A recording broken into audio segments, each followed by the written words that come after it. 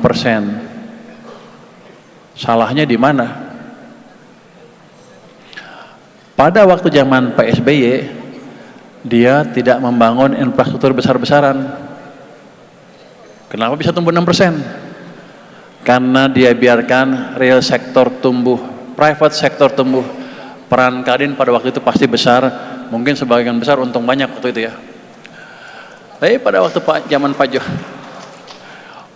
Pak Jokowi, dia bangun infrastruktur di mana-mana. Tapi private sector perannya sedikit. Akibatnya tumbuhnya cuma 5. Jadi di zaman Pak SBY yang jalan private sector, pemerintahnya diam. Di zaman Pak Jokowi, pemerintah jalan, private sektornya relatif diam. Yang private hasilnya 6%, yang government hasilnya 5%. Jadi kalau sekarang saya hidupkan dua-dua mesin ekonomi, government dan private sector, 6,5 enggak susah-susah amat. Saudara kan bertanya, tahu dari mana Purbaya bahwa waktu zaman Pak SBY yang jalan private sector? Kalau pembangunan infrastruktur kan udah clear, nggak kemana-mana waktu itu ya. Saya lihat dari sini, balik ke tadi gambar uang tadi. Gambar uang tadi bisa menjelaskan apa yang terjadi di perekonomian Indonesia dengan cukup detail. Kalau ekonominya pada pinter, cuman yang pinter cuman gua kayaknya. Makanya waktu saya cerita itulah, mereka bilang ini ilmu aneh, tapi ini ilmu dasar ekonomi seperti ini. Jadi ekonomi yang betul ya, yang seperti ini, yang lain salah semua. Ini waktu zamannya Pak SBY, Anda lihat di hijau nih. Ini pertumbuhan dari sini ke sini itu rata-ratanya tumbuhnya 17,5% sampai 18%. Akibatnya apa? Kreditnya tumbuhnya kenceng tuh. Yang biru nih kredit nih. Berapa itu? 22%. Artinya private sector yang jalankan pada waktu itu. Lihat zamannya Pak Jokowi. Tiba-tiba uangnya turun ke sini. Ini kadang-kadang 2008 sampai 2009 ini, 2018-2019. Sebelum Covid, rata-ratanya udah 0. 2 tahun sudah direm ekonominya. Walaupun Pak Jokowi bangun infrastruktur di mana-mana, ketika private sektor yang nggak jalan, ketika pengusaha Kadin diem aja, ekonomi nggak kemana-mana. Tumbuh 5%, mungkin rata-ratanya di bawah. Ini. Jadi saya bisa bilang di sini private, di sini government. Lihat pertumbuhan kreditnya, cuma 7%, kadang-kadang juga negatif bawah. Hampir kita hancur di tahun 2020. Waktu itu saya di maritim. Keadaan seperti ini. Ini minus 15,3% pertumbuhan uangnya. Jadi dengan keadaan Covid, fiskal dan moneternya mencekik ekonomi kita. Ini bisa balik, mulai ke sana. Tapi itu baliknya bukan kebetulan.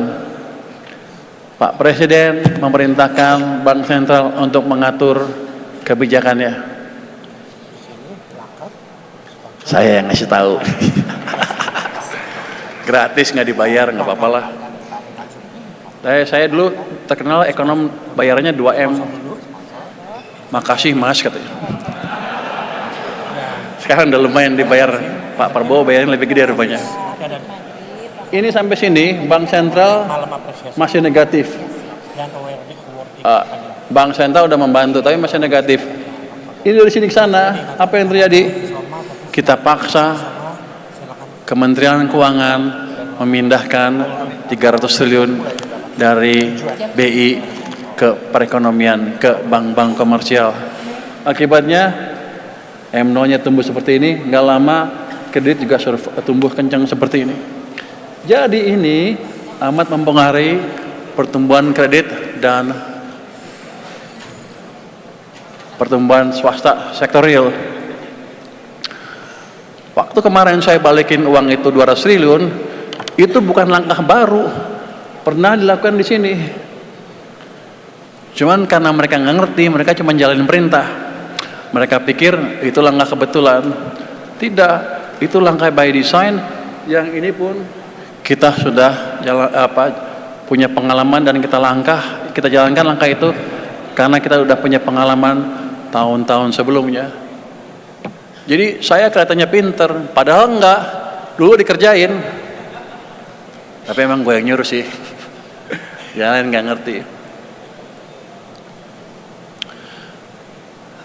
Orang nuduh saya, ini waktu lontor ini, mereka bilang apa? Purbaya ngabisin uang pemerintah 200 triliun. Padahal yang saya lakukan apa? Saya pindahkan uang dari bank sentral ke bank komersial, BUMN, dalam bentuk seperti tabungan deposit on call. Uangnya masih uang saya. Jadi ini balik, ekonomi recover, uang gua masih utuh.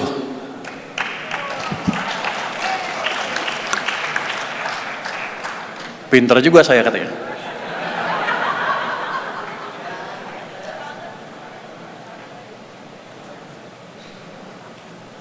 Itu seperti hal yang gampang.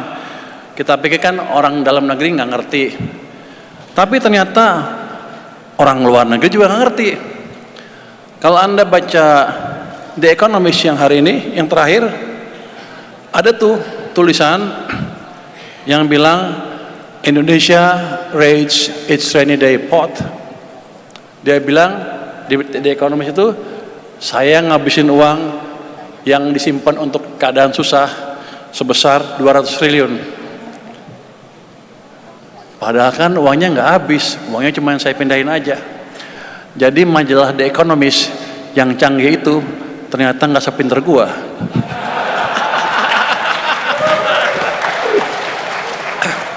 Jadi gini,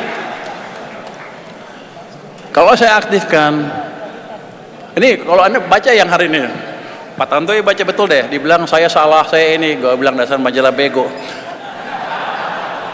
Oh iya, ya dong, kan dia banyak ekonominya kan harusnya. Ternyata emang dugaan saya betul, dia nggak sepinter saya.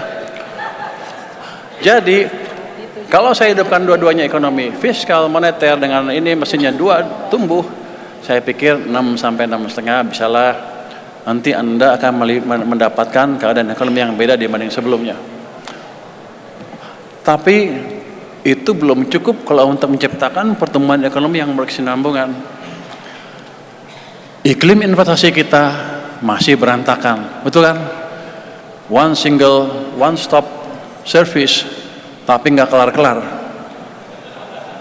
Boleh ngomongin nggak ya?